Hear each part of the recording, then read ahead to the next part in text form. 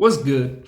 Jermall Charlo comes back after a almost 2.5 year layoff to fight Jose Benavidez at a catch weight, which he missed by 3 pounds, and dominates. I think he won every round. Maybe you could give 1 or 2 rounds to Jose, which one of the scorecards gave him one of them gave him two, and the other gave him none. So I don't think any of those cards is a reach, but Charlo clearly won, and man, Jose, he got a good chin, man. He got, of course, he got heart, but he got a good chin to stand in there and take those punches, those uppercuts. He took some big uppercuts, some big right hands, man, and he didn't look buckled at all. And this is where you got to give props for Crawford for going for the knockout, because Charlo was clearly the bigger guy, clearly the more skilled guy, clearly the guy with more power. Jose Benavidez couldn't hurt him at all,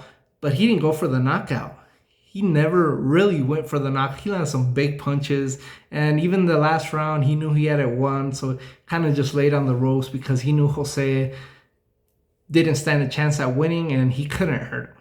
So props to Crawford for being the only guy to stop Jose, first guy to beat him, and I know I'm bringing up a guy that didn't even fight, but man, I just gotta respect a guy like Terrence Crawford, just always putting up great performances, kind of like Manny Pacquiao did back in the day. But Charlo finally came back. I guess that's the first step, but this doesn't put him back on the middleweight map. This doesn't put him back on anything. It was a non-title fight, and Jose Benavidez is a natural welterweight, and you brought him up to 163, and you were 3 pounds over. I hope Benavidez got paid a little bit from Charlo missing weight, but this doesn't mean much.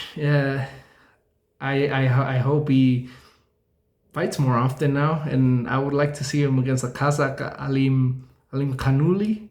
He has 2 belts at that weight, so let's do unification, man. Let's start fighting. Maybe he could fight someone else at middleweight if he doesn't want to just jump in. But you already got a tune-up. This was a definition of a tune-up. They try to sell it as a bad blood type of fight, but it was nothing but a tune-up for Charlo. Kind of like Charlo was a tune-up for Canelo. Really, it was.